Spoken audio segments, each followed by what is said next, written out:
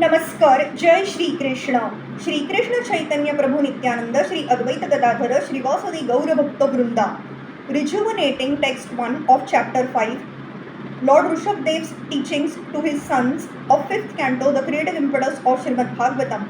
In this chapter, there is a description of Bhagavad Dharma, religious principles in devotional service that transcend religious principles for liberation and the mitigation of material misery.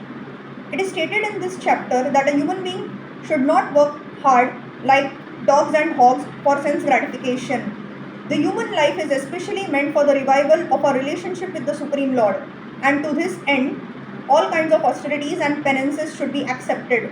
By austere activities, one's heart can be cleansed of material contamination, and as a result, one can be situated on the spiritual platform.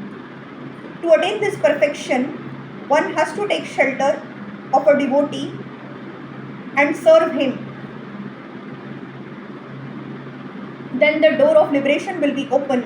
Those who are materially attached to woman and sense gratification gradually become entangled in material consciousness and suffer the miseries of birth, old age, disease and death.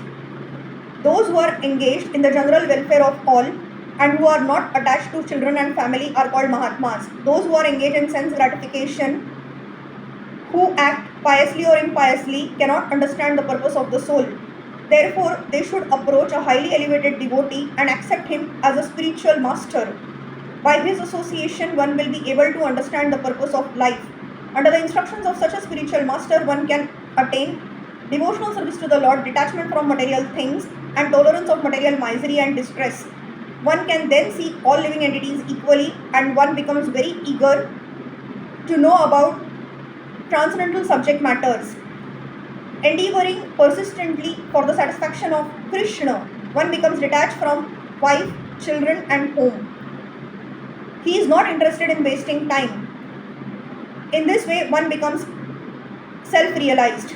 A person advanced in spiritual knowledge does not engage anyone in material activity, and one who cannot deliver another person by instructing him in devotional service should not become a spiritual master, father, mother, demigod or husband. Instructing his 100 sons, Lord Rishabhadev advised them to accept their eldest brother Bharat as their guide and lord and thereby serve him. Of all living entities, the Brahmanas are the best, and above the Brahmanas, the Vaishnavas are situated in an even better position.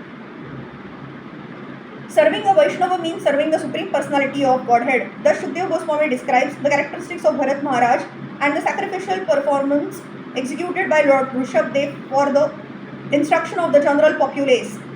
Text 1. Rishabha Uvacha Nayam Deho Deha Bhajam Nruloke Kashtan Kamanarhate Vida Bhujam Ye Tapo Divyam Putraka Yen Satvam Shuddha Yetyasmad Brahma Saukhyam Tvanantam. Lord Rishabhadev told his sons, "My dear boys, of all the living entities who have accepted material bodies in this world, one who has been awarded his human form should not work hard day and night simply for sense gratification, which is available even for dogs and hogs that eat stool. One should engage in penance and austerity to attain the divine position of devotional service. By such activity, one's heart is purified, and when one attains this position, he attains eternal blissful life, which is transcendental to material happiness and which continues forever." In this verse, Lord Rishabhadev tells his sons about the importance of human life. The word Deha Bhak refers to anyone who accepts a material body, but the living entity who is awarded the human form must act differently from animals. Animals like dogs and hogs enjoy sense gratification by eating stool. After undergoing severe hardships all day, human beings are trying to enjoy themselves at night by eating, drinking, having sex and sleeping. At the same time,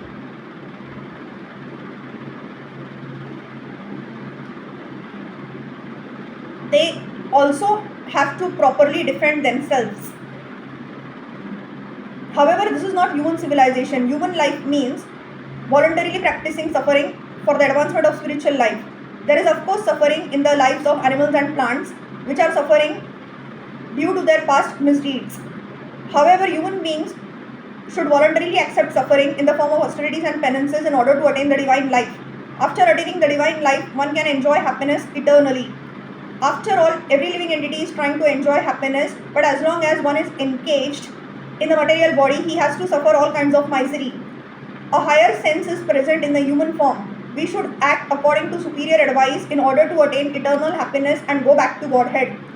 It is significant in this verse that the government and the natural guardian, the father, should educate subordinates and raise them in Krishna's consciousness. Devoid of Krishna's consciousness, every living being suffers in this cycle of birth and death perpetually. To relieve them from this bondage and enable them to become blissful and happy, Bhakti Yoga should be taught. A foolish civilization neglects to teach people how to rise to the platform of Bhakti Yoga. Without Krishna's consciousness, a person is no better than a dog or hog. The instructions of Rishabdev are very essential at the present moment. People are being educated and trained to work very hard for sense gratification, and there is no sublime aim in life. A man travels to earn his livelihood, leaving home early in the morning, catching a local train and being packed in a compartment. He has to stand for an hour or two in order to reach his place of business.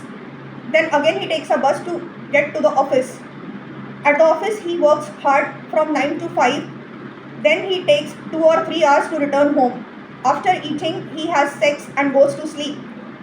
For all this hardship, his only happiness is a little sex. Yan maithunadi gruhamedhi sukham hi tuchham. Rishabdev clearly states that human life is not meant for this kind of existence which is enjoyed even by dogs and hogs. Indeed, dogs and hogs do not have to work so hard for sex. A human being should try to live in a different way and should not try to imitate dogs and hogs. The alternative is mentioned. Human life is meant for tapasya, austerity and penance. By tapasya, one can get out of the material clutches. When one is situated in Krishna's consciousness, devotional service, his happiness is guaranteed eternally. By taking to Bhakti Yoga devotional service, one's existence is purified. A living entity is seeking happiness life after life, but he can make a solution to all his problems simply by practicing Bhakti Yoga. Then he immediately becomes eligible to return home back to Godhead. As confirmed in Bhagavad Gita 4.9, Janma Karma Chame Divyam Evam Yo Vetti Tatvatah Tyaktva Deham Punar Janma Naiti Mam Iti So Arjuna. One who knows the transcendental nature of my appearance and activities does not upon leaving the body takes his birth again in this material world but attains my eternal abode, O Arjun. Hare Krishna, Krishna Krishna, Hare Hare, Hare Ram, Ram Ram, Hare Hare.